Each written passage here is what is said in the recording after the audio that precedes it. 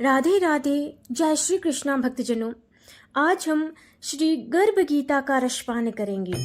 जन्म केवल शरीर का आरंभ नहीं होता, जीवन का आरंभ होता है उस क्षण जब आत्मा गर्भ में प्रवेश करती है और उसी क्षण से प्रारंभ होती है एक अदृश्य यात्रा, जिसमें माँ की धड़कनों से आगे एक दिव्य संवाद होता है। एक चेतना जागती है और उस चेतना से फूटती है गर्भ गीता। जब एक जीवन का आरंभ होता है तो वह सिर्फ शरीर नहीं होता, वह चेतना होती है, एक आत्मा होती है और उस आत्मा को सबसे पहली शिक्षा मिलती है माँ के गर्भ में। क्या आपने कभी सोचा है कि एक अजन्मा शिशु भी ज्ञान प्राप्त कर सकता है? क्या गर्भ में भी श्री कृष्ण के उपदेश संभव है? यह कोई कल्पना नहीं, यह है गर्भ गीता है, एक दिव्य संवाद श्री कृष्ण और एक अजन्मे बालक के बीच। एक ऐसा ज्ञान जो जीवन की शुरुआत से पहले ही आत्मा को जागरूक कर देता है, जो बताता है मैं शरीर नहीं हूँ, आत्मा हूँ। आइए जाने उस दिव्य रहस्य को जो हमें जन्म से पहले ही मोक्ष का मार्ग दिखाता है। तो आइए शुरू करते हैं। श्री गर्भ गीता। अर्जुन ने कहा, हे मधुसूदन, कृपया आप मुझे बताइए कि प्राणी जब गर्भ योनि में आता है तो वह अपने किस गुण दोष के कारण आता है? प्राणी जन्म से पहले गर्भ में कष्ट पाता है और जन्म के समय भी असहनीय पीड़ा पाता है। इसके बाद भी वह रोग पीड़ा के कारण दुख पाता है। उसे बुढ़ापे में अनेक रोग घेर लेते हैं और उसकी मृत्यु हो जाती है।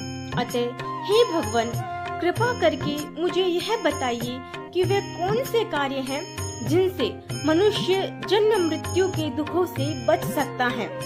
श्री कृष्ण भगवान ने कहा, हे धनुर्धारी, जन्म मृत्यु का बंधन तो उन प्राणियों की नियति है जो संसार में क्रियान्वित रहते हैं। जो प्राणी संसार में नष्ट होने वाले पदार्थों से प्रेम करते हैं, वे संसार की नश्वर वस्तुओं की इच्छा रखते हैं। मनुष्य संसार की दौलत पाने की तो कामना करता है, परंतु भगवान की भक्ति से विमुख रहता है।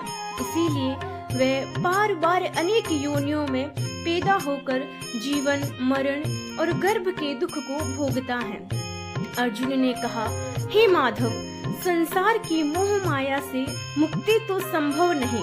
मन 5 विकारों के वश में है। वह 5 विकार काम, क्रोध, लोभ, मोह और अहंकार है। यह मन मस्त हाथी की तरह है, माया मन को हर लेती है। इन 5 विकारों में अहंकार सबसे प्रबल है। यह प्राणी को नरक में ले जाता है। हे जनार्दन, इस मदमस्त हाथी को कैसे वश में किया जाए? अर्थात मनुष्य को कौन से प्रयत्न करने चाहिए जिनसे मन को भक्ति में लगाया जा सके? श्री कृष्ण ने कहा, हे कुंती, जिस प्रकार मस्त हाथी को वश में करने के लिए महावत अंकुश का प्रयोग करता है, उसी प्रकार मन को काबू में करने के लिए ज्ञान रूपी अंकुश का प्रयोग आवश्यक है। भक्ति और ज्ञान अभ्यास करने पर ही प्राप्त होते हैं। अहंकार करने से जीवन नरक बन जाता है।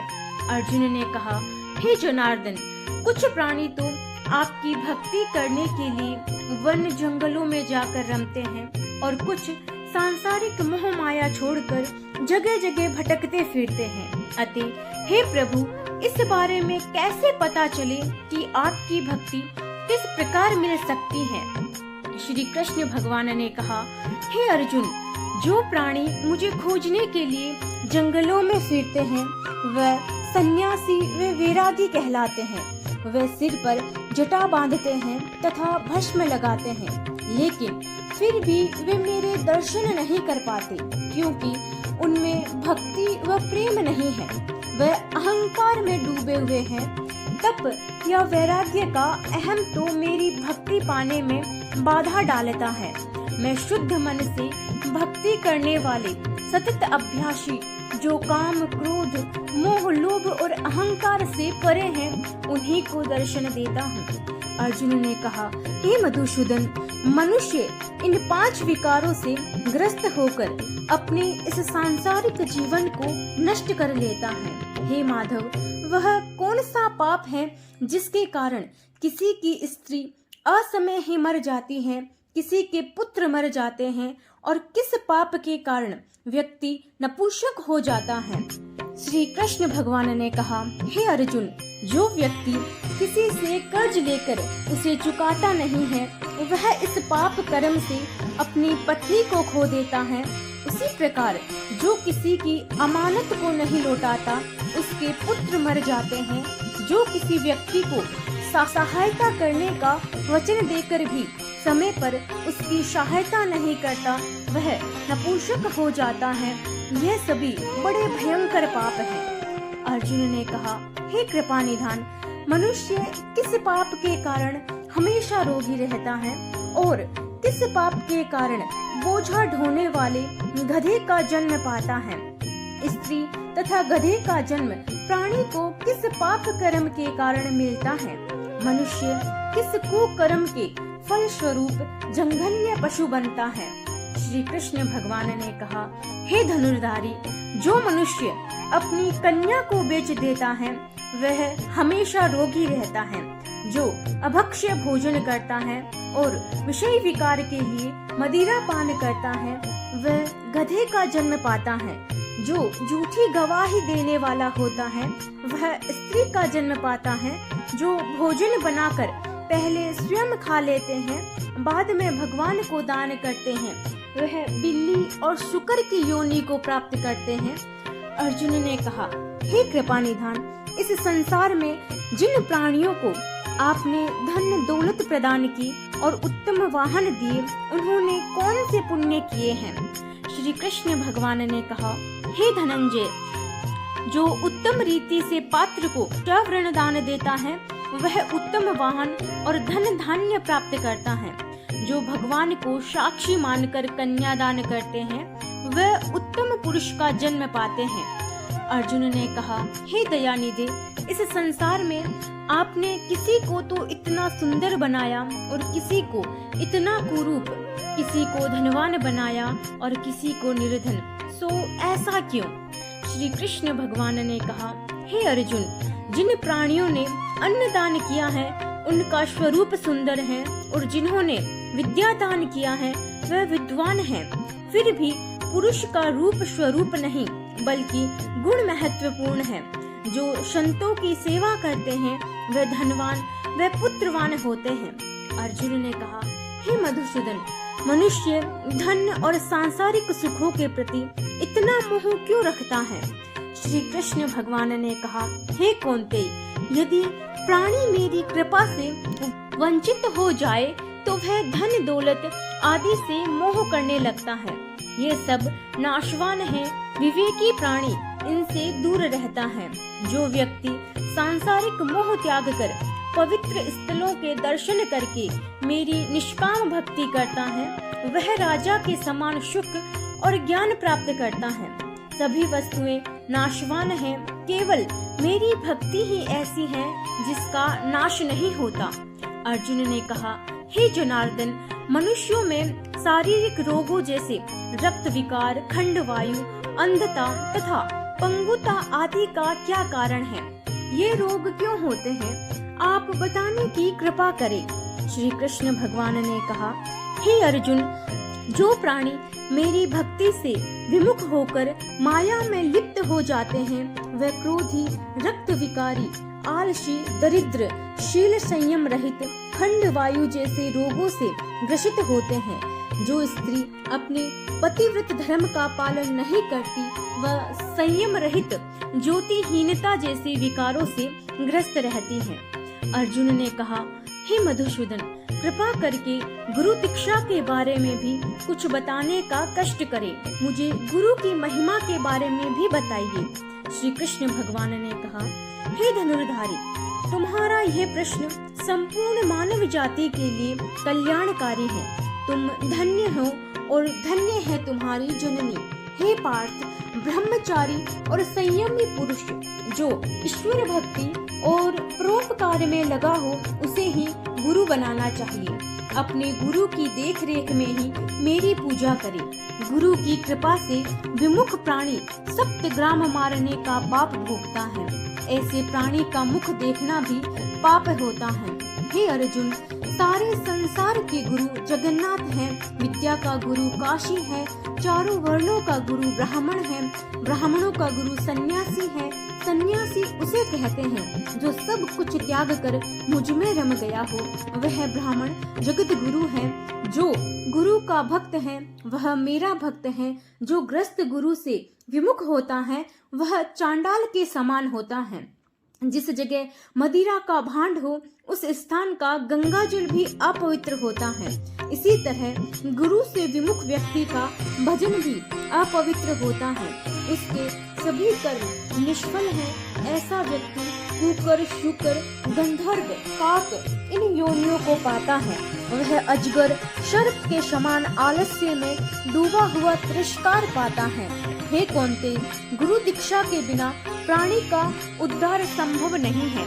जो गुरु की सेवा करता है उसको कई अश्वमेध यज्ञ के पुण्य का फल मिलता है। हे अर्जुन, जो प्राणी तुम्हारे संवाद को पढ़ेंगे और सुनाएंगे वे गर्भ के दुख से बचेंगे। वे नरक की 84 योनियों के झंझट जन्म मरण से बचेंगे। इति श्री गर्भ गीता संपूर्ण। भगवान श्री कृष्ण के मुखारविंद से इस प्रसंग को अर्जुन ने बड़े ध्यान से सुना। इसी कारण इस पाठ का नाम गर्भ गीता है। इस प्रसंग को पढ़ने और सुनने से व्यक्ति को पुण्य का फल मिलता है तथा उस व्यक्ति पर सदैव भगवान श्री कृष्ण की कृपा बनी रहती है। श्री नंद नंदन भगवान श्री कृष्ण व अर्जुन के वार्तालाप से परिपूर्ण यह प्रसंग जनश्रुति और सामाजिक मान्यताओं के आधार पर लिखा गया है। सनातन सिद्धांतों के अनुरूप होने के कारण धर्माचार्य इसके पाठ की आज्ञा देते हैं। जय श्री कृष्ण, हरे राम। अधरम मधुरम वंदने मधुरम नयनम मधुरम हसितम मधुरम हृदयम मधुरम गमनम मधुरम मधुराधिपतिरखिलं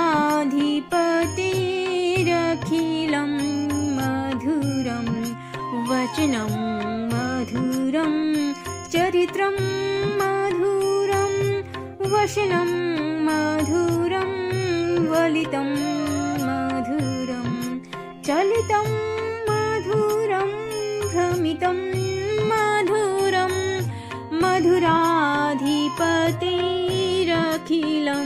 मधुरं वेणु मधुरो रेणुर्मधु है पाणि मधुरं पादो मधुरो नृत्यं मधुरं संख्यं मधुरं मधुराधिपतिरखिलं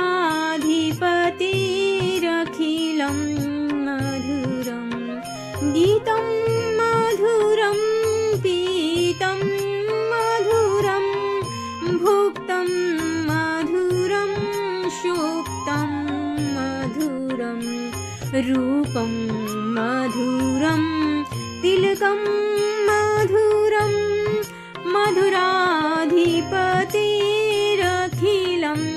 मधुरम् अधरं मधुरं वन्दने मधुरं नयनं मधुरं हसितं मधुरं हृदयं मधुरं गमनं मधुरं मधुराधिपतिरखिलं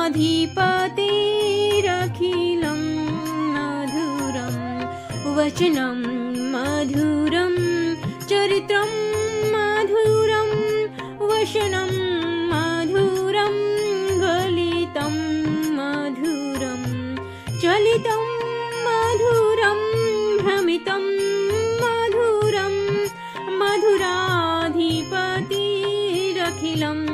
मधुरं वेणु मधुरं